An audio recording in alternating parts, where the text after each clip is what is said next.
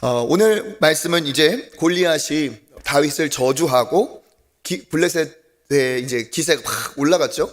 그 다음에 다윗이 모든 사람들이 다 주눅들어서 아무 말도 못하는 그 상황에 다윗이 혼자 더 골리앗보다 강한 어조로 담대하게 믿음을 선포하고 하나님과 함께 나가겠다, 그렇게 소리를 질렀죠.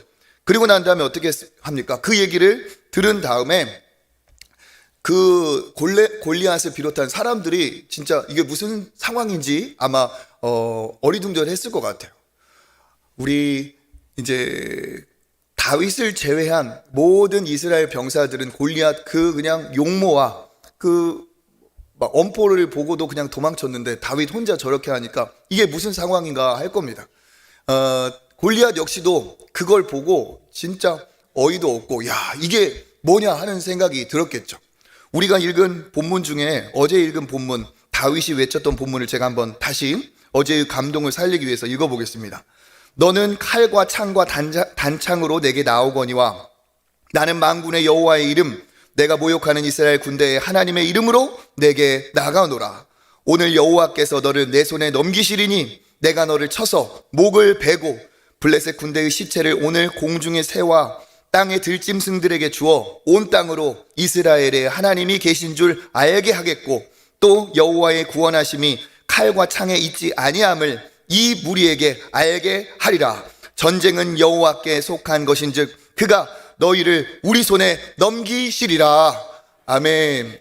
이렇게 선포를 했어요. 그러니까 이게 소년의 고백이라기보다는 진짜 하나님께서 그 소년의 입술을 통해서 정말 하나님의 심판의 메시지를 내린 거라고 볼 수가 있죠. 그렇지만 그 내용을 알지 못하는 골리앗은 그냥 액면 그냥 그 내용만 보니까 어떻겠어요? 진짜 어이가 없고 야, 진짜 뭐 이런 당돌한 놈이 있어? 하면서 어땠을까요? 우리가 흔히 말하는 것처럼 뚜껑이 열리고 내가 너는 오늘 진짜 완전히 손 한번 봐주겠다 하면서 분노가 일어났겠죠. 그러면서 그 목소리가 들릴 법한 거리에서 이제 골리앗이 걸어서 옵니다. 왜 걸어서 왔을까? 일단은 그가 중무장을 했기 때문에 그 갑옷의 무게만 해도 57kg, 8kg, 60kg 가까이 된다고 했죠. 그 갑옷으로 중무장을 하고 또 엄청 긴 창과 그런 무기들을 이렇게 착용을 했기 때문에 달려온다는 것은 사실 쉽지 않고 달려도 거의 달리는 신용이지 이게 쉽지가 않습니다. 군에 갔다 오신 분들은 알겠지만 완전 군장 이렇게 하면 20kg 좀 넘거든요. 겨울에는 20kg도 넘고 그거 하는데도 막 허리가 엄청 아픈데 아무리 골리앗이 장사라고 하지만 이게 겉으로 볼 때는 대단한 것 같은데 사실은 걸어올 때는 그냥 속도를 낼 수가 없어요. 그렇게 왔을 겁니다. 또 한 가지는 뭐냐? 골리앗이 굉장히 방심을 했을 거예요. 왜? 나름 무장을 한 그런 병사 같은 병사가 나왔으면은 골리앗도 살짝 긴장하면서 내가 조금은 경계를 해야겠다 그런 마음이 있겠지만 지금 전혀 무장하지 않은 소년이 나와서 소리를 지르니까 어떻겠어요? 너무 가소롭겠죠. 그러면서 달려갈 필요도 없이 그냥 겁을 주면서 이렇게 저벅 이렇게 왔을 겁니다. 이 상황에 모든 이스라엘 백성은 다 도망갔을 거예요. 그런데 다윗은 도망은커녕 우리가 예상하지 못한 전혀 그 반대의 누구도 예상하지 못한 아무도 할 수 없는 그런 행동을 합니다. 우리 48절 한번 같이 읽어보겠습니다. 블레셋 사람이 일어나 다윗에게로 마주 가까이 올 때에 다윗이 블레셋 사람을 향하여 빨리 달리며 아멘. 이 블레셋 사람이 일어나서 다윗에게로 마주 가까이 올 때 가까이 점점점 거리가 좁혀지는 거죠. 그런데 다윗이 어떻게 합니까? 다른 사람 같으면 빨리 달려서 사실 도망갔을 거예요. 그런데 다윗은 어디를 향하여? 블레셋 사람을 향하여, 그러니까 골리앗 방향을 향해서 어떻게 한 거죠? 달려간 거예요. 달려간 거. 여러분 보세요. 골리앗이 저기에서 저벅 올 때 이 다윗이 그렇게 약 올리고 도망가는 그냥 개구장이 같은 그런 모습이 아니라 다가오는 골리앗을 향해서 진짜 어마어마한 용사와 같이 골리앗을 향해서 빨리 달리며, 즉 뭐를 한다고 합니까? 전력 질주한 거예요. 골리앗을 향해서 전력 질주. 그 양편에서 블레셋 이스라엘 백성들이 그것을 보고 굉장히 주목하고 있을 겁니다. 그러니까 그걸 보는 양편 군사들은, 특별히 이스라엘 사람들은 이게 지금 무슨 상황이지 하면서 그것을 유심히 지켜볼 겁니다. 우리가 그렇잖아요. 중요한 상황을 집중해서 보면 마치 슬로우 비디오처럼 막 인상이 남아요. 그런 것 같이 집중해서 보니까 다윗이 달려가는데 마치 영화의 한 장면처럼 슬로우 비디오로 보였을 겁니다. 이스라엘 백성들은 깜짝 놀랐을 거예요. 우리는 고개도 못 내밀고 도망칠 상황에 저 골리앗을 향해 엄청난 속도로 질주를 하는 것을 보고 이 다윗이 진짜 제정신인지 깜짝 놀랐을 겁니다. 그런데 이 다윗이 전력 질주를 하면서 우리가 더 놀랄 것은 그 다음에 있습니다. 우리 49절의 상반절 한번 읽어보겠습니다. 손을 주머니에 넣어 돌을 가지고 물매로 던져. 아멘. 어떻게 한 겁니까? 손을 주머니에 넣어서 돌을 집어가지고 그것을 물매로 장전을 한 거예요. 물매가 어떻게 생겼냐면은 가운데는 천조각이나 가죽, 헝겊이 돼 있고 그 양털로 꼬아가지고 아주 단단한 그런 줄을 만들어서 우리 새총처럼 가운데에 이렇게 가죽이 있고 끈이 이렇게 있습니다. 그래서 한쪽 끈은 길고 한쪽 끈은 살짝 짧아요. 긴 끈에는 이렇게 동그란 고리를 만들어서 손가락에 딱 끼게 돼 있어요. 자, 한번 사진으로 보겠습니다. 그거 말고, 네, 이렇게 생겼어요. 그래서 저 동그란 고리에다가 손가락을 끼우면은 이렇게 이제 손에 고정이 되는 거겠죠? 그리고 하나 짧은 선은 이 손바닥으로 쥐는 거예요. 그리고 거기에다가 돌멩이를 가운데 넣고 그 다음에 장전을 하면 어떻게 되겠어요? 이렇게 되는 거예요. 이렇게 된 거를 돌멩이가 안 빠지도록 살살 돌리면 이제 원심력에 의해서 돌멩이가 빠져나가지 않겠죠. 그러면서 계속 이렇게 빙빙 돌립니다. 그러면 처음에는 낮게 돌리다가 점점점 위로 이제 올릴 수가 있겠죠. 그러다가 딱 봐서 정확한 각도와 타이밍을 맞춰서 그 목표물을 향해서 이렇게 돌려서 탁 한쪽 손을 놓으면은 어떻게 되겠어요? 손가락에 낀 그 고정된 줄은 고정이 돼 있고 딱 놓으면서 한쪽 줄이 팽팽하게 쫙 놓으면서 돌리던 원심력에 의해 돌멩이가 휙 날아가겠죠. 이 목동들이 썼던 그 맹수를 잡거나 그렇게 보호용으로 썼던 이게 무기가 바로 물매인데 이게 달걀 사이즈 정도의 그 돌멩이도 400m 정도는 던진대요. 그러니까 한 100m, 200m 정도면은 가시권의 사정거리에서 정확도가 높을 수가 있겠죠. 그렇지만 이것도 연습하지 않으면은 되는 일이 아닙니다. 제가 예전에 이제 생활의 달인 뭐 이런 거 있잖아요. 뭐 달인 프로그램, 뭐 부메랑을 던지는 분이 있고 종이 비행기를 날리는 분이 있고 기교하고 기묘한 달인들이 있더라고요. 근데 부메랑의 달인이 언제 본 적 있어요? 그 사람은 막 던지는 대로 뭐 돌아서 뭐 안 보이는 표적을 맞추고 다시 자기한테 오고 막 그 비행을 다 하더라고요. 야, 저게 가능한가 싶어요. 어떤 분은 새총에 달인해가지고 뭐 새총으로 그냥 곰도 잡고 사자도 잡겠더라고요. 그렇게 준비를 한 사람들이 달인의 경지에 올라요. 근데 지금 이 다윗이 어떻게 하느냐? 이 골리앗을 향해서 빨리 달리면서 여기 보세요. 동사가 넣어서 가지고 던져. 넣어서 가지고 던져. 이건 뭐냐? 이 상황을 더 이렇게 상세하게 이렇게 동작을 기록한 거예요. 그러니까 달리면서 속도를 줄이지 않고 돌멩이를 넣어서 돌멩이를 짚고 달리는 중에 요거를 한쪽 손에 끼고 잡고 살살살살살 돌리면서 이렇게 하면서 이게 숙달되지 않으면 이거는 절대 될 수가 없는 겁니다. 손으로 보면서 만져보면서 눈으로 확인하면서 되는 게 아니죠. 그러니까 이 다윗은 어떻게 했느냐? 마치 우리 특수부대 보면 이렇게 총을 막 쏘다가 갑자기 이제 총알이 탁 떨어지면 어떻게 해요? 예. 예, 이렇게 해서 그분들 봤더니 저는 특수부대 아닙니다. 그분들 막 봤더니 보지도 않고 탄창을 막 탁탁 빼고 탁탁탁탁탁탁탁 뭐 이러더라고요. 보지도 않고. 그러니까 얼마나 연습을 했겠어요. 그죠? 시선이 적에서 고정이 돼야지 이게 어디 보고 이럴 새가 없잖아요. 그러다가 너도 죽고 나도 죽고 우리도 죽어요. 그러니까 시선을 떼지 않고 가면서 보지 않고 탁탁 하는 것처럼 다윗이 그 특수부대 그러한 뭐 전사들 같이 달리면서 그렇게 잡아뒀다는 겁니다. 그러니까 이건 뭡니까? 질주하면서 이 물매를 장전까지 한 거죠. 왜 다윗이 이러한 기능이 숙달이 됐을까요? 그는 선한 목자로 맹수들이 이렇게 보고 있다가 예고하고 양을 물어가는 게 아니잖아요. 그러니까 탁 보면 무슨 소리가 나서 매 하면은 탁 보면은 잡아서 지금 끌고 가는 거야. 그럼 어떨까요? 그냥 보면서 일어나서 뛰면서 넣어가지고 막 하면서 그렇게 잡았던 게 다윗이에요. 목자로서 다윗은 늘 양떼 한 마리 한 마리를 귀하게 보면서 그 양떼를 귀하게 여긴 다윗에게는 자연스럽게 이러한 능력이 체득이 된 겁니다. 안 보고 매우 빨리 달리면서 숙달되지 않고는 불가능한 거죠. 양을 사랑하고 양을 집중하는 다윗에게 생겨난 자연스럽게 생긴 그의 실력입니다.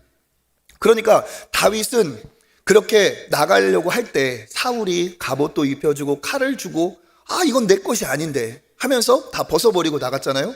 그때부터 다윗은 다 계획이 있었어요. 뭐냐? 내가 제일 잘하는 것으로 하나님이 내게 맡겨주신 것으로 나는 승부를 낸다. 그러면서 다윗은 처음부터 육탄전을 할 마음이 없었어요. 그런데 골리앗은 어떻습니까? 지금까지 다 만나서 치고받고 이런 싸움만 했기 때문에 골리앗은 이제 다가가는 거예요. 그런데 그 다가가는 것이 다윗에게는 겁이 아니라 오히려 뭡니까? 사정거리로 더 안에 들어오는 거죠. 그러면서 다윗은 애초부터 그를 맹수 잡듯이 때려잡으려고 했습니다. 그러니까 사울 앞에 고백한 그대로 지금 일이 진행되고 있어요. 사울에게 뭐라고 처음 고백했습니까? 사무엘상 17장 36절 읽어보겠습니다. 주의 종이 사자와 곰도 쳤은즉 살아계시는 하나님의 군대를 모욕한 이 할례받지 않은 블레셋 사람이리이까 그가 그 짐승의 하나와 같이 되리이다. 아멘. 그 짐승의 하나같이 되리이다 하면서 그 짐승 맹수를 때려잡듯이 내가 잡겠다고 미리 머릿속에 다 준비를 계획을 한 거죠. 그러니까 다윗이 지금 그 선전포고를 만군의 여호와의 이름으로 나가노라, 전쟁은 여호와께 속한즉 하면서 이렇게 달려나갔다는 건 이건 뭡니까? 물매를 던지기 위해서 그 목표를 향해 질주한 것. 그리고 뭡니까? 정확도를 높이기 위해서 어떻게 보면 사정거리를 만든 거예요. 조준하기 위해서, 사정거리를 만들기 위해서 달려간 겁니다.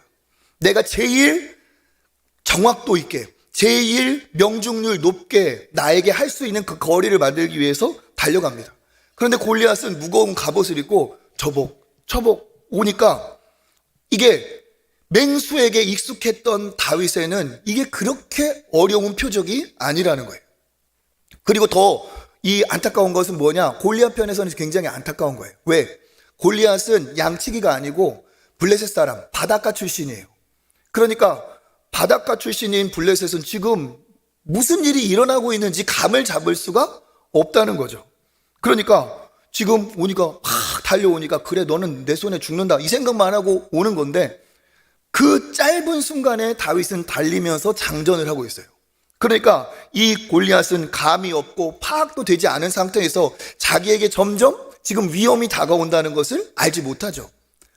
그 골리앗이 누구의 이름으로 이 다윗을 저주했습니까? 자기들의 신 다곤, 바다의 신, 그 다곤의 이름으로 지금 가서 내가 너를 죽여서 들짐승의 밥이 되게 하겠다 하지만 자기에게 그 믿음의 근본이 되는 그 신은 아무것도 못하고 있어요.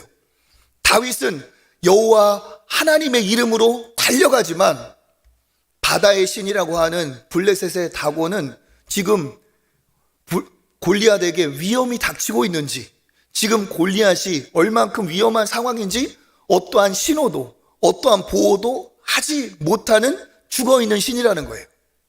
그렇게 가는 상황에 사정거리가 점점 가까워옵니다. 엎드려야 되고 고개를 숙여야 되고 피해야 될 상황인데 아무것도 하지 않고 있어요. 표적은 다윗에게 너무 맹수들에 비하면 둔하고 표적도 커요. 그러니까 어떻게 해요? 가까워질수록 더 다윗은 가능성이 생기는 겁니다. 멀리서 봤을 때는 완전 무장해서 빈틈 하나 없이 보였던 골리앗이 이제 뭐예요? 갑옷의 틈 사이가 보이기 시작하는 거예요. 다윗이 눈으로 딱 확인했을 때 투구를 썼을 그 골리앗에 보이지 않았던 그 틈이 보입니다. 어디가 보이죠? 이마, 미간이 보이는 거예요. 처음에는 있는지도 몰랐던 그 틈이 그 깨알같이 보이다가 점점 커지면서 엄지손가락만 해지고 동전만하게 점점 보였겠죠. 그때 어떻게 됩니까? 그 숙달된 다윗의 그 목동으로서의 몸에 밴 그 물매 실력이 그냥 이 처음에는 굉장히 이렇게 준비하고 막 이래서 던졌을 거예요. 근데 계속 하다 보면 어떻게 돼요? 몸에 배죠. 그냥 딱 돌리다가 자기도 모르는 사이에 됐다라는 생각이 딱 들리는 순간 손은 탁 놓게 돼 있어요. 그래서 하다가 딱 실감나는 묘사. 네. 날아가는 거죠. 저는 여기에서 먼저 이 인상적인 이 대목을 한번 살펴봤으면 좋겠어요.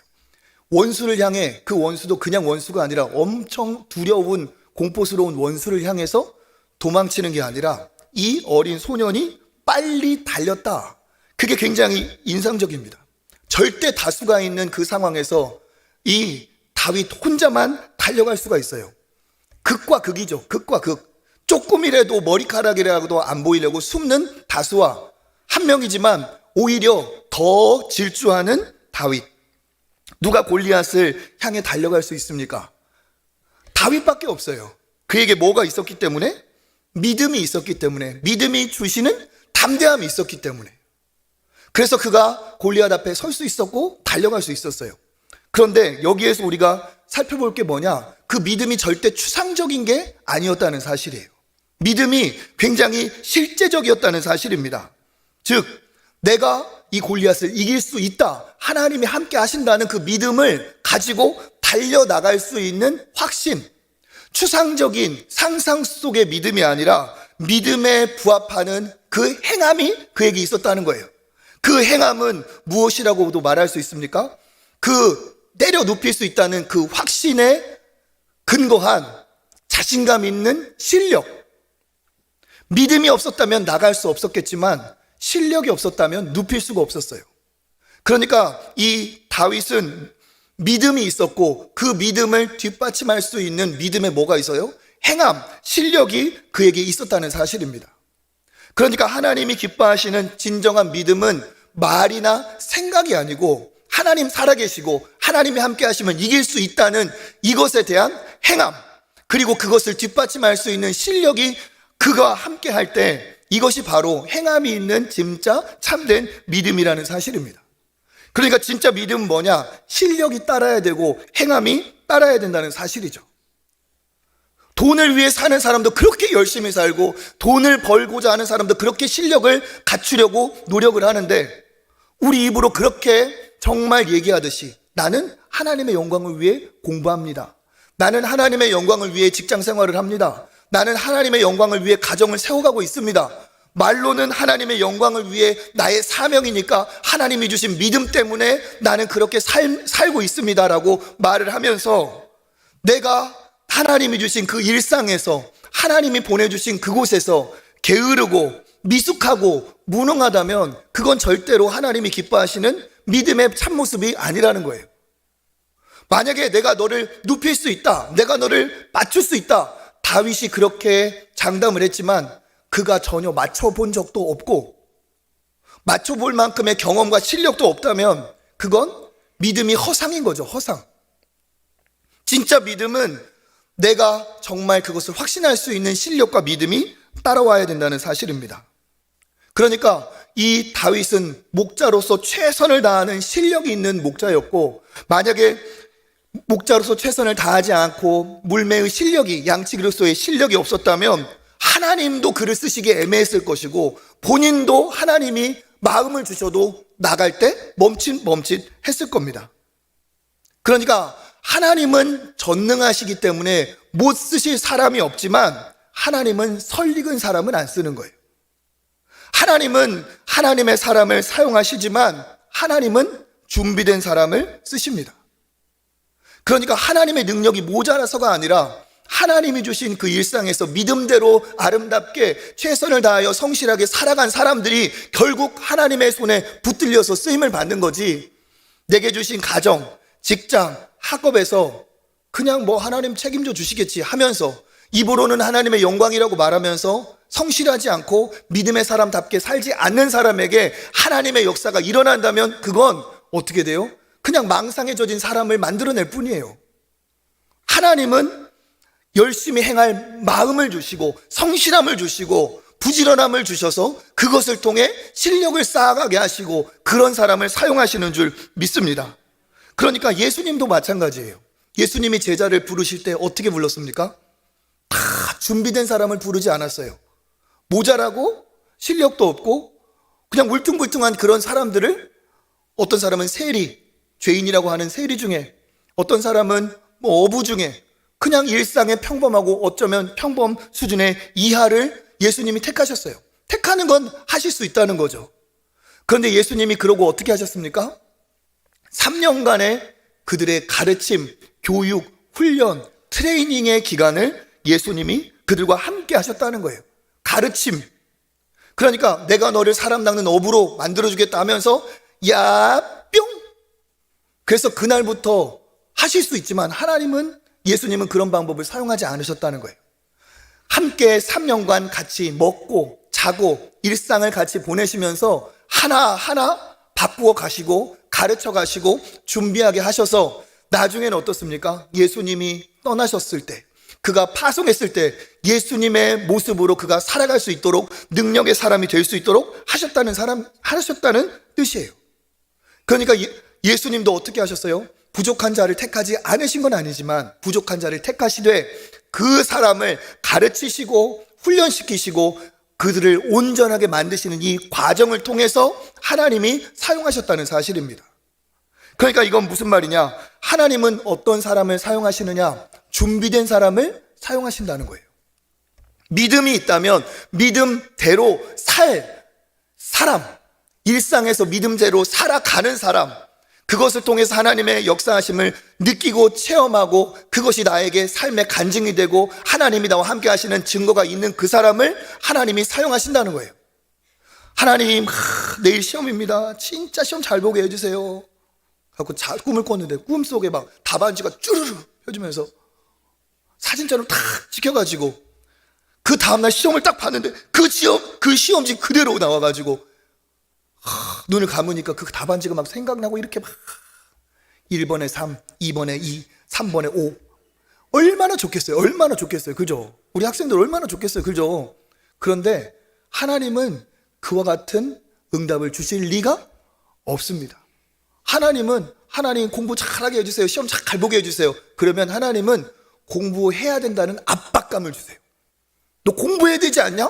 엄마한테 듣고 아빠한테 듣고 친구를 보면서 느끼고 그러한 일상에 좋은 성적 받게 해주세요. 제가 꼭 합격하게 해주세요. 그러면 내가 공부하고자 하는 의욕을 불태워 주시고 공부하고자 하는 어떤 목표를 달려가고자 하는 그 마음을 내게 주셔서 그 성실함과 그 부지런함으로 준비하게 하시고 어떻게 해요? 때가 되었을 때 하나님께서 은혜를 베풀어 주시는 줄 믿습니다.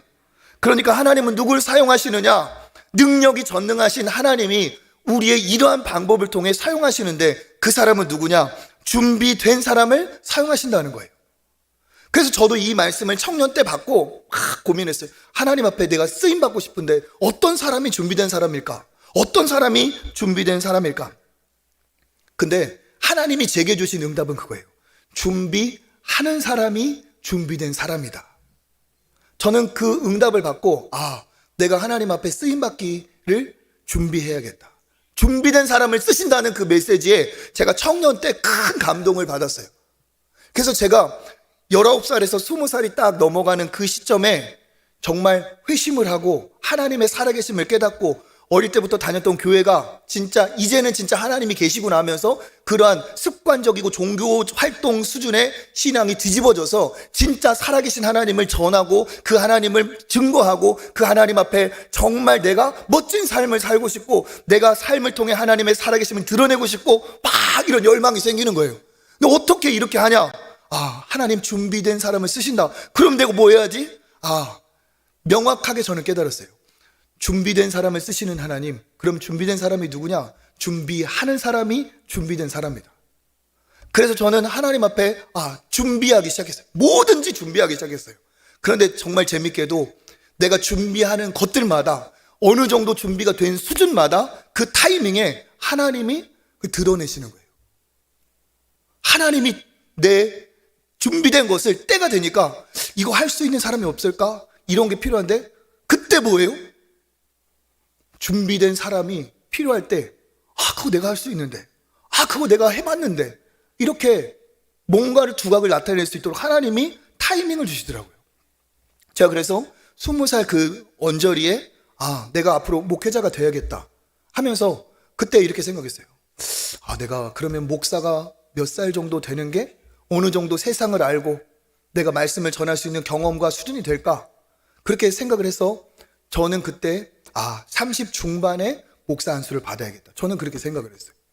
30 중반 넘은 걸로 보이시죠? 네, 넘었어요. 30 중반. 그러면은 역으로 계산을 한 거예요. 그러면 내가 신학교를 몇 살 정도 들어가면 되겠다. 그러면서 딱 계산하니까 10년이라는 세월이 나왔어요. 20살부터 30살까지 10년. 그래서 저는 어떻게 다짐을 했냐면 내가 빨리 가는 분들은 빨리 가는 나름의 의미가 있고 천천히 가는 사람도 그 의미가 있어요. 그래서 저는 그냥 너무 빨리도 아닌 너무 늦지도 아닌 30 중반에 목사 안수를 받는 시점으로 해서 하니까 딱 10년이 나오는 거예요. 그래. 또 그 당시에 막 책을 막 이렇게 봤는데 10년이라는 게 저한테 다 꽂혔어요. 그래가지고 그래. 10년 내가 목사가 되면 이러저러한 일을 내가 마음껏 하지 못하는 상황이 될 텐데 내가 신학교 가기 전에 10년을 준비해야겠다. 그렇게 생각하고 10년을 그냥 목사 되려면 뭐가 필요하지? 목회자가 되면 하나님이 뭘 사용하시지? 그런 걸 생각을 하면서 소소하게 돈을 버는 거에서부터 여러 가지 그 중에 준비한 것 중에 한 가지가 뭐냐? 결혼. 결혼도 그 30 되기 전에 다 하고 뭐 하다못해 동영상 편집, 그때는 동영상 편집 같은 것도 지금은 일반적이지만 그때는 소수만 할 수 있는 특별한 뭐 그런 거거든요. 하다못해 동영상 편집까지 그때 다 제 스스로 독파 다 그렇게 하다 보니까 너무 자연스럽게 또 하나님이 내가 그렇게 결심한 것과 딱 맞춰서 30살이 딱 끝나는 그 시점에 신학교 갈 수 있는 환경을 열어주시고 입학 딱 하고 봤더니 31살 진짜 그건 저도 놀랐어요. 10년을 준비하겠다는 결단을 했지만 진짜 10년이 걸릴 거라고 솔직히 생각 못 했거든요. 근데 딱 들어가니까 이제 31살이 되는 거예요. 그리고 나서 중반에 안수를 받고 목회를 시작했어요. 저는 하나님께서 주신 응답이 바로 그거였어요. 하나님은 준비된 사람을 쓰신다. 목회자가 되더라도 실력 있는 목회자가 되어야 된다. 내가 성경만 잘 알아서가 아니라 세상도 알아야지. 그래서 학교도 물론 좋은 장단점이 있지만 대학원을 가면 목회자가 될 수 있기 때문에 일반 대학에서 목회를 준비하는 과정에 중요한 학문이 뭘까? 그래서 역사, 철학, 그리고 남는 건 막 국문학, 뭐 논리학, 정말 여러 가지 다 배웠어요. 항상 수강 신청할 때는 내 목표는 분명해. 목회자 되니까 그냥 일반 내가 학문을 하면서도 어떠한 과목을 해야 내 목회에 도움이 될까? 그래서 서양, 고대, 중세 막 이런 쪽으로 공부하고 철학도 어마어마하게 파고 그랬던 게 지금 뭐예요? 자산이 돼서 뭐 어디에서 어떻게 쓰임받는지 때마다 하나님께서 은혜를 주시는 거예요. 그러니까 제가 저를 제일 아니까 제 얘기를 예로 들어서 말씀드리는 거예요. 뭐냐? 진짜 하나님은 누구를 사용하시느냐? 우리가 어떻게 살아야 되느냐? 우리가 준비할 때 하나님께서 우리를 사용하시는 줄 믿습니다. 다윗이 준비하지 않았다면 아무리 믿음이 하나님 보시기에 예뻐도 데려 쓸 수가 없어요. 그런데 어때요? 자기도 못 나가는 거예요. 사실 자기도 못 나가요. 그런데 하나님은 어떤 사람을 쓰시냐? 그 하나님이 주신 그 자리에서 그 사람이 하나님 앞에 신실하게 누가 보든 안 보든 그 길을 아름답게 갈 때 그 사람을 하나님이 쓰신다는 거죠. 그러니까 뭡니까? 하나님이 우리를 사용하시는 방법도 이와 같다는 거예요. 왜 하나님이 나를 쓰지 않지? 왜 그렇지? 그렇게 하기 전에 하나님이 나를 쓰신다는 확신을 가지고 오늘 하루를 살아도 쓰임받기에 필요한 내용을 준비하면 하나님께서 우리에게 놀라운 길을 열어주실 줄 믿습니다. 그래서 교회 안에는 어떻게 보면 두 부류의 신자들이 있어요. 첫 번째 유형은 뭐냐? 교회 안에서는 유명하고 교회 안에서는 막 활보를 하는데 딱 거기까지야. 교회 안에 테두리를 넘어가면 지극히 평범해. 삶의 현장으로 나아가면 아무런 두드러짐도 없고 세상에서 세상을 제압할 혹은 세상을 도울 특별한 은혜, 특별한 실력, 특별한 능력이 없는 거예요. 그냥 교회 안에서만 죽치고 있다 보니까 교회 안에서만 박수받고 교회 안에서는 인기인, 유명인인지 모르겠는데 나가면 학생이면 학교에서, 직장인이면 직장에서 지극히 평범하고 지극히 평범한 이하의 삶을 사는 사람들도 있어요. 그러면서 내가 신앙생활 열심히 하면 그게 하나님의 영광이지, 그건 반쪽짜리라는 거예요. 하나님은 교회의 소금이 아니라, 교회의 빛이 아니라 너희는 세상의 빛이라, 너희는 세상의 소금이라 말씀하셨다는 거죠. 그러니까 바람직한 신앙인은 어떤 유형이냐? 세상에 살 때 그냥 죽지 않고 살 정도의 생존의 수준을 넘어가야 됩니다. 하나님의 전능하심과 하나님의 살아계심을 증명할, 드러낼 수 있는 능력이, 세상적인 실력도 거기에 있어야 된다는 사실입니다. 세상이 이렇게 흘러갈 때 아니다라고 말하려면 어떻게 돼요? 내 말에 힘이 있어야 되고, 내가 그렇게 주도할 수 있는 능력이 있어야 되고, 그렇게 갈 수 있는, 변화시킬 수 있는 힘이 있어야 되고, 그렇게 가지 못하는 사람, 도움이 필요한 사람들을 끌어줄 수 있는 능력이 있어야 돼요. 실력이 있어야 됩니다.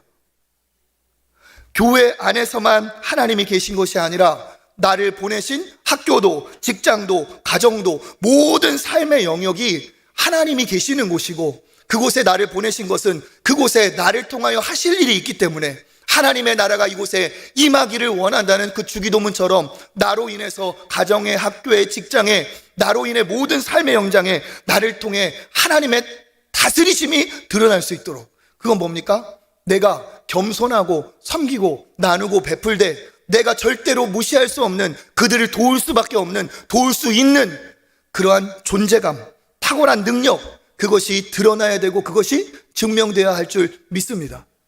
내가 꼭 누구한테 도움을 받아야 되는 수준만 있는데 어떻게 세상에 비치고 소금이고 변화시키고, 어떻게 세상을 주도하고, 어떻게 누구를 변화시킵니까? 그건 불가능이라는 거예요. 진짜 하나님이 기뻐하시는 신앙인의 모습은 뭐냐? 교회를 넘어 하나님이 보내신 곳이면 어디든, 어디에 하나님께서 나를 보내시든 그곳에서 하나님이 내게 맡기신 그 일로 존재감을 드러나고 탁월하게 증명될 때 하나님께서 그를 통해 영광을 받으시는 줄 믿습니다. 그러니까 교회를 멀리하고 믿음을 버리고 이것만 택하겠다, 그건 하나님의 영광을 오히려 가리는 거겠죠. 내가 믿음을 가졌다면 그렇게 살아가는 겁니다. 이 두 가지가 뗄래야 뗄 수가 없다는 거예요. 골리앗 앞에 서기에 하는 담대한 믿음과 골리앗을 눕힐 수 있는 실력이 함께 갈 때 세상에서 저 사람 하나님이 함께 하시는구나, 저 사람을 통해 하나님이 일하시는구나, 이렇게 된다는 거예요. 그러니까 그 골리앗을 두렵지 않게 보고 달려갈 수 있는 이 능력은 뭐냐? 내 일, 자기 일, 하나님께서 내게 맡겨주신 일, 다윗에게는 그 양치기의 일, 그 양치기로서의 전문성, 그것이 그에게 체득이 되고 장착이 됐을 때 그것이 쓰임받는다는 거예요. 어떻게 달려가면서 주머니에 넣어서 돌려서 이런 일이 벌어지겠어요? 그건 하나하나 그냥 이거 해야지 저거 해야지 이게 아니라, 여러분 잘 아실 거예요. 악기도 운동도 레슨 배울 때는 짧은 순간이지만 그것이 내 것이 돼서 체득이 될 때는 계속 반복 연습이 필요해요. 체득이 돼야 돼요. 그래서 뭡니까? 진짜 운동 잘하는 사람, 정말 악기를 잘 다루는 사람은 아무리 긴장하거나 아무리 그래도 뭐예요? 몸이 그 상황에서 반응을 하는 거예요. 이렇게 하면 이쪽으로 가야지, 저렇게 하면 저쪽으로 가야지. 언제 그걸 생각하고 있어요? 배우는 건 짧아요. 그런데 어떻게 해요? 배웠다고 아는 게 아니에요. 체득될 때까지 계속 몸에 어떻게 해요? 새겨 넣는 거죠. 그와 마찬가지로 그렇게 다윗은 전력 질주하면서 갈 수 있는 정도의 수준이 그에게 있었다는 사실입니다. 그러니까 전력 질주, 골리앗을 향해서 내 목표물을 향해서 전력 질주하는 사람은 두 가지가 같이 있어야 된다는 거죠. 믿음과 믿음을 드러낼 수 있는, 하나님 우습게 보지 말아라, 믿음과 하나님 우습게 보지 말아라 하는 그 사람을 증명할, 드러낼 그의 실력, 탁월함이 함께할 때 그 사람이 표대를 향하여, 그 사람이 골리앗을 향하여, 하나님이 주신 사명을 향하여 멈칫하지 않고 뒤돌아가지 않고 달려갈 수 있는 줄 믿습니다. 예수님, 바울, 모든 신앙의 다윗을 비롯한 위인들, 그리고 우리나라에 오셨던 그 초기 선교사님들 다 보세요. 두 가지를 겸비했어요. 믿음과 실력입니다. 그것을 위해서 어떻게 했어요? 그들은 곁눈질하지 않고 전력 질주했습니다. 우리 목회자도 마찬가지고 성도도 마찬가지고 다 자기 분야의 탁월한 믿음과 실력으로 두각을 나타낼 수 있어야 그것을 통해서 하나님의 역사가 우리를 통해 일어날 줄 믿습니다. 그러니까 저는 사실 이런 얘기 솔직히 정말 싫어요. 힘들다. 솔직히 한번 생각해봐요. 힘들다? 그럼 되는 사람은 뭐야? 힘들다, 어렵다. 그럼 하나님은 누구셔? 정확하고 냉정하게 생각을 해봐야 돼요. 힘든가? 내가 약한가? 버겁다? 진짜 버거운가? 내 그릇이 좁고 작은가? 힘든 게 아니고요, 내 힘을 길러야 되는 거예요.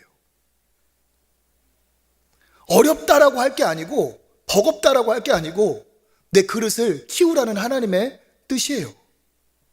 오늘 새벽에 나오시는 게 이게 쉽습니까? 어렵죠? 나가야겠다는 결단을 했다면 그냥 일상을 다 살면서 이렇게 못 나와요. 버겁죠? 그럼 어떻게 해요? 전략을 짜고 하루를 효율적으로 계산하고 잠자는 시간을 두고 그렇게 내가 뭔가 전략적으로 계획적으로 돌아갈 때 새벽에 눈이 떠지고 지속 가능한 거죠. 마찬가지로 우리가 하나님 앞에 쓰임받고 싶다, 하나님이 나를 사용하시길 원한다 라는 사람이 힘들어요, 어려워요, 나만 시켜요, 그런 사람이 하나님 앞에 쓰임 받겠습니까? 아니에요. 다윗이 왜 또 저예요? 이러지 않았어요. 살아계신 하나님을 위해 나는 뭐예요? 전력 질주한다, 달려간다. 우리 부교육자들도 잘 들으시길 바라겠습니다. 그리고 우리도 다 같이 마음에 새겼으면 좋겠어요. 진짜 힘든가? 어려운가? 되는 사람이 있다는 거예요.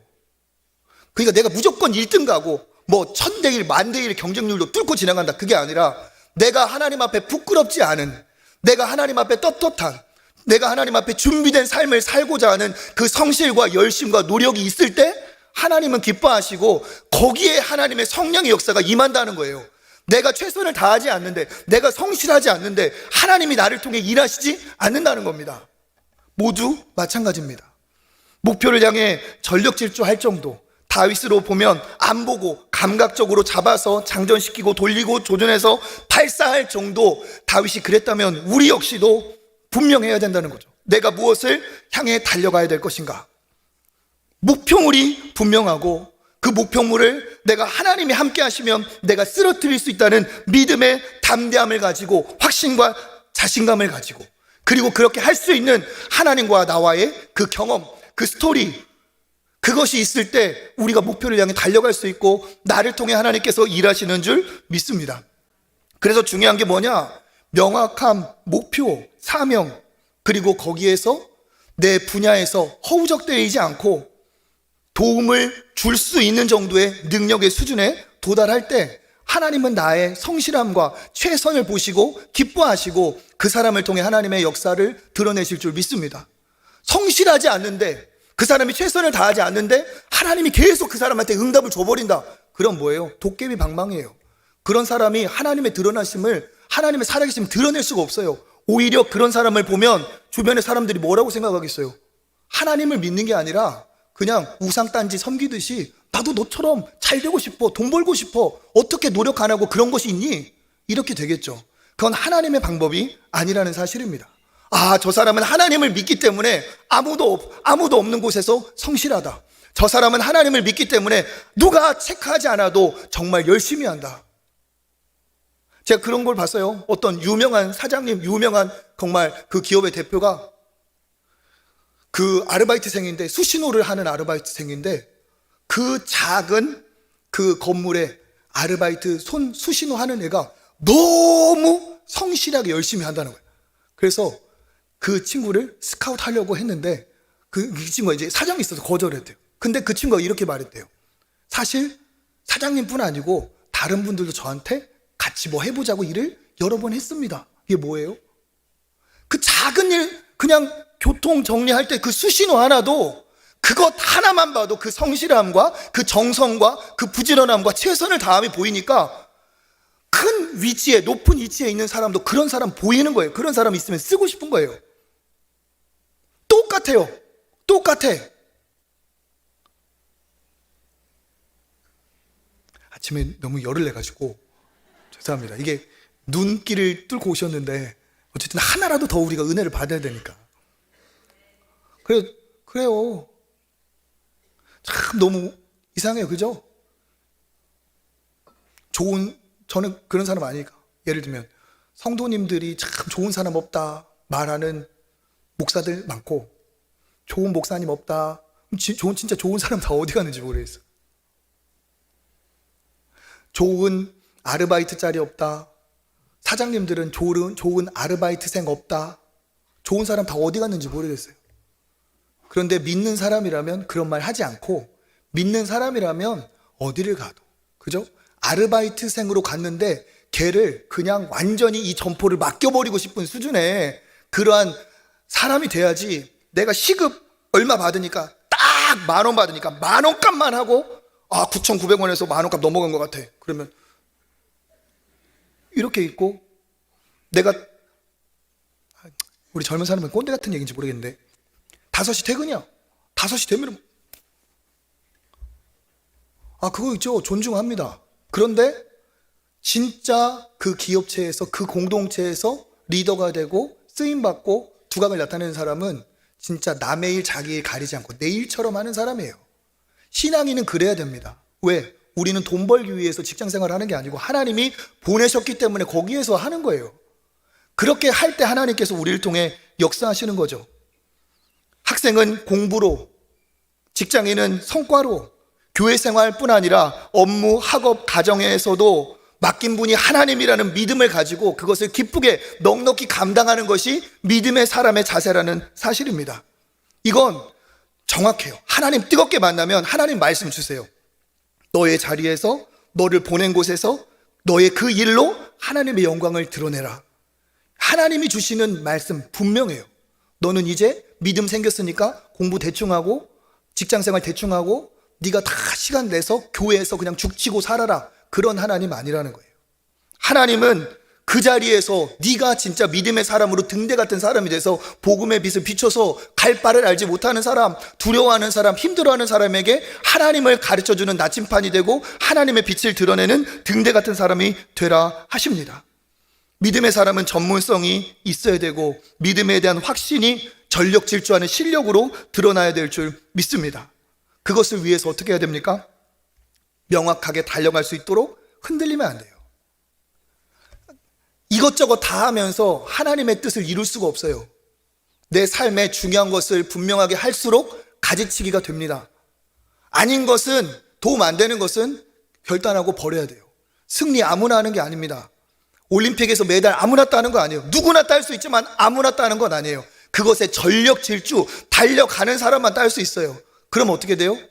내 삶도 때로는 그 타이밍에 뒤로 할 수 있고, 내가 즐기던 것도 잠시 내려놓을 수 있고, 취미생활도 좋고 친구 만나는 것도 좋죠. 그렇지만 다 하면서 할 수 있는 능력자 이 세상에 거의 없어요. 우리는 그런 사람이 아니에요. 하나님이 주신 것을 향해 달려가려면 버릴 것은 버리고 치울 것은 치워야 한다는 사실입니다. 그것을 통해 하나님께서 그 사람을 통해 일하시는 줄 믿습니다.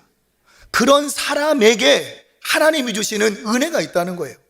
그러니까 이 골리앗을 향해 달려가는 다윗이 믿음이 있고 실력이 있을 때 하나님의 역사가 거기에 임한다는 거죠. 우리 49절에 우리 중반 한번 읽어보겠습니다. 물매로 던져 블레셋 사람의 이마를 치매. 아멘. 블레셋 사람의 이마를 쳤다는 건 뭐냐? 조준해서 던졌다는 거예요. 조준해서 그냥 확 던졌더니 하나님이 그냥 대충 던진 거 그냥 어떻게 하셔가지고 막 바람을 불어서 막 스핀을 먹여가지고 막 이런 게 아니라 하나님이 그의 실력을 하나님이 사용하셔서 대충 던진 게 아니라 이 다윗은 자기가 할 수 있는 최선의 노력으로 정확히 그 약점을 조준해서 던졌다는 거예요. 동시에 그것을 누가? 하나님이 역사하여서 다윗의 눈이 그 어디를 스캔할 때, 어디로 조준하여 던져야 할 때, 맹수를 쫓아갈 때 맹수의 약점을 딱 정확히 보여주신 하나님이 그 골리앗의 그 몸 중에 어디가 제일 한 방에 쓰러뜨릴 약점인지를 하나님이 그의 눈을 열어서 그 약점을 보게 하여 주시고 그것이 크게 보여주시고 하나님이 역사하니까 다윗의 눈에 어떻게 돼요? 그 좁은 이마가 넓게 보이고 그 좁은 이마가 보름달 덩어리처럼 커져서 그래 저거 다 해서 던지게 하신다는 사실입니다. 농구 선수들도 그런 얘기를 해요. 컨디션이 좋으면 농구 골대가 막 이만하게 보인대요. 컨디션이 좋은 날. 컨디션이 안 좋은 날은 농구 골대가 너무 작게 보인대요. 우리도 그래요. 하나님이 은혜를 주시니까 그 좁은 다윗의 이마가 대충 던져도 맞을 수 있을 것 같은데라는 확신이 들 정도로 하나님이 그의 눈을 어떻게 해요? 열어주셨다는 사실입니다. 그래서 어떻게 해요? 그가 달리면서 던지는 거예요. 이제 휙 해서 딱 하나님이 눈을 열어주셔서 저기다! 맞박! 도끼로 이마까 저기다! 해가지고 딱 놓을 때 그 돌멩이가 총알처럼 휘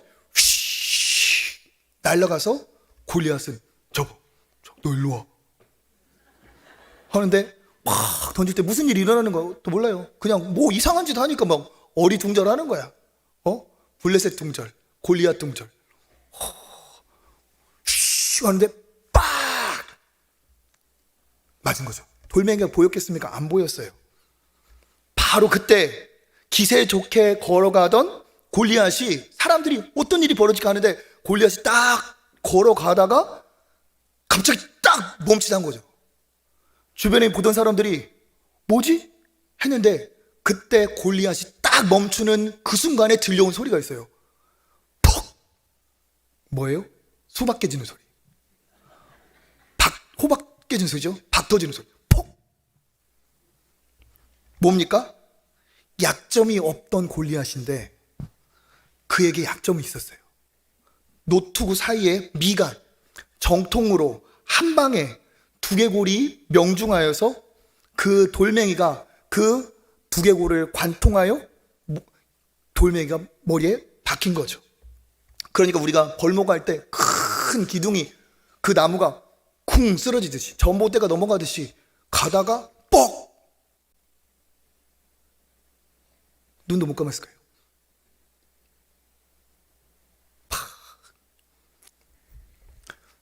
실감이 나시는지 모르겠네. 그러니까 그걸 보던 사람들이 순간 정적. 블레셋 사람들은 기겁, 충격.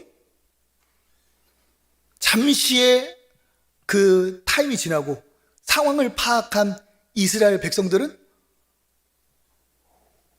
와 하면서 하나님 앞에 영광의 박수를 이렇게 같이 한번 쳐주셔야죠. 그런 일이 벌어졌다는 거예요. 한번 읽어볼까요? 49절의 하반절 시작. 돌이 그의 이마에 박히니 땅에 엎드려지니라. 아멘. 돌이 이마에 박혔어. 이마에 박혔어. 어떻게 승리한 겁니까? 다윗이 믿음을 갖고 하나님을 향한 그 믿음의 담대함으로 그리고 내가 경험한 내가 제일 잘할 수 있는 그것으로 믿고 나갔어요. 그런데 그러면 목사님 믿고 실력이 있으면 그걸로 됩니까? 그런 사람에게 하나님의 플러스 알파가 있다는 거예요. 플러스 알파. 왜? 다윗이 돌을 몇 개 챙겼어요? 5개를 챙겼어요. 이 의미를 생각해 보세요. 그러면 이렇게 생각해요. 5번 던져야 넘어지든지 아니면 4번 실수에 1번 정도 맞힐 수 있겠다는 거예요. 사실 이건. 그런데 하나로 치면 어떻게 돼요? 한 방으로 생각하면 이게 100%가 아니고 20%, 5분의 1 확률. 그러니까 이 다윗은 맹수를 맞췄던 경험을 통해 볼 때 내가 실수할 가능성이 있다. 혹은 한 방으로 안 죽을 수 있다. 그러니까 5번은 던져야 된다는 생각을 가지고 5개를 준비한 거예요. 매끈한 돌 5개를. 그리고 뭐까지 각오한 겁니까? 5개를 던지기 전에 내가 죽을 수도 있다는 거를 다윗은 죽음을 각오하고 갔습니다. 그러니까 다윗의 믿음과 실력으로만 이긴 게 아니라 어떻게 해요? 하나님이 그와 함께 하셔서 소년도 전사로 만드시는 하나님의 능력이 그 다윗에게 임했다는 거예요. 20%를 뭘로? 100%로 만드시는 하나님의 역사가 있었다는 거예요. 어떻게 던졌겠습니까? 어떻게? 하나님, 저 악한 인간을 제가 아버지의 이름으로, 내가 여호와의 이름으로, 만군의 여호와 하나님의 이름으로 제가 쓰러뜨리겠습니다 하는 그 간절한 마음으로 던질 때, 우리가 기도할 때 막 외치는 것처럼 주야 외쳤을 수도 있고, 아니면 여호와의 이름으로 던지노라 했을 수도 있어요. 간절히 기도하며 만군의 여호와의 이름으로 던진 겁니다. 그런데 그 돌멩이를 하나님이 어떻게 해요? 사용하신 거예요. 다윗의 믿음과 실력에 하나님의 역사가 임하니까 이게 어떻게 돼요? 정말 폭발적인 능력이 돼서 진짜 요즘 현대식 정말 아무리 정교한 그 저격총과 같은 그런 역할이 다윗을 통해서 딱 일어나서 딱 끝! 즉 뭡니까? 이 소년의 힘으로 이겼지만 소년을 사용하신 하나님이 이기셨다는 사실입니다. 이 소년을 준비하신 하나님, 이 소년에게 의분을, 분노를 느끼게 하신 하나님, 이 소년에게 정말 담대하게 일어나게 하신 하나님, 그리고 지금까지 물매를 통해 하나님께서 맹수에게서 건지시고 그 양을 지키게 하신 그 목자의 목자 되신 하나님이 이 소년을 사용하신 거예요. 그러니까 뭡니까? 소년이 하나님의 이름 때문에 목숨을 걸고 전력 질주할 때 그 소년과 함께 달리신 분이 계시다는 겁니다. 그분이 누구예요? 여호와 하나님이세요. 이 소년이 작은 손으로 주머니에서 돌멩이를 집을 때 그 손을 같이 감싸 쥐어주신, 그 손을 붙들어 주신 하나님이 계시다는 거예요. 이 소년이 물매를 휘감아 돌리며 조준할 때 누가 그 눈을 열어 그 골리앗의 약점을 보게 하셨습니까? 하나님이 함께 하시며 눈을 열어주셨다는 사실입니다. 소년이 물매를 돌리다가 탁 놓을 때 그 힘, 그 각도, 그 방향, 그 타이밍, 그것을 누가 섬세하게 인도하셨는가? 하나님이 그와 함께 하시면서 인도하셨다는 사실입니다. 소년이 던진 그 매끈한 돌멩이가 바람을 가르며 날아갈 때 누가 총알처럼 날아가게 하셨습니까? 하나님이 함께 하셨다는 거예요. 세상의 거인을, 작은 소년을 통해 꺾으신 진정한 거인 중에 거인이 누구이십니까? 바로 살아계신 하나님이시라는 거예요. 뱀의 머리를 상하게 하신다는 그 약속 그대로, 악한 뱀의 머리를 상하게 하신다는 그 약속 그대로 악한 골리앗의 머리를 정통으로 깨부신 분이 계신다는 거예요. 그분이 바로 살아계신 하나님이신 줄 믿습니다. 그 이름, 능력의 이름, 무적의 이름, 만군의 여호와의 하나님의 이름으로 나간다는 다윗을 사용하신 전능자가 계시다는 겁니다. 그 다윗을 통해서 절대로 멸시받지 못할, 절대로 높임을 받으셔야만 영광의 이름 하나님이 스스로 다윗을 통해 높이셨다는 사실이에요. 제가 이 내용을 막 상상하면서 설교를 작성하는데 막 눈물이 막 나는 거예요. 그 작은 손을 감싸주시는 하나님의 손길이 느껴지면서 보지도 않고 주머니를 더듬더듬 할 때 하나님의 손이 그와 함께하고 그 손을 붙들어주고 그 손을 잡아주고 달릴 때 겉에서 함께 뛰어주고 그리고 골리앗이 쓰러질 때 영광을 받으시는 살아계신 하나님, 함께 하시는 전능의 하나님, 그 사람이, 그 다윗이 이 하나님과 함께 하였기 때문에 하나님께서 이기게 하신 줄 믿습니다. 그러니까 여러분, 우리가 승리하고 싶잖아요. 어떻게 승리하고 싶습니까? 어떻게 해야 승리할 수 있겠습니까? 첫 번째, 우리가 살펴본 대로 믿음이 있어야 됩니다. 그리고 그 믿음에 합한 뭐가 있어야 돼요? 그렇죠, 믿음을 드러내는 실력. 그건 어떻게 준비합니까? 하나님과의 교제, 말씀을 보고 예배를 드리고 내가 늘 말씀과 하나님과 동행할 때 하나님의 임재를 느끼고 관계가 가까워지면서 믿음은 자연스럽게 생기는 거예요. 그때 어떤 일이 벌어지느냐? 내가 내 삶에 성실하게 되고 하나님이 맡기신 일터에서 소중하게 여기며 노력하게 되고, 그때 무슨 일이 벌어집니까?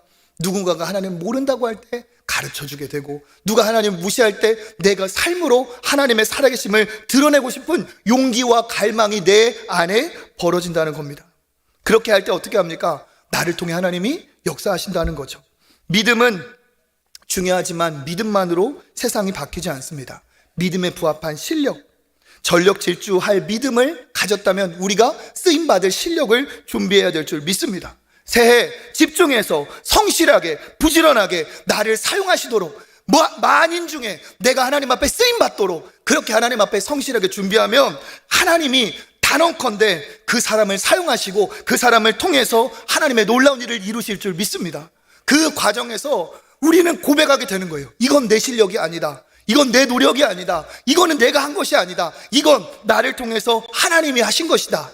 이와 같은 감격을 할 때 이보다 더 큰 기쁨이 없고, 나를 사용하시는 그 하나님의 전능자의 손길을 느낄 때 이거보다 더 전율이 오는 능력이 없습니다.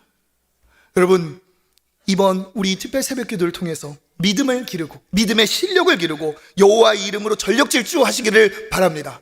그러면 하나님이 여러분과 함께 하실 줄 믿습니다.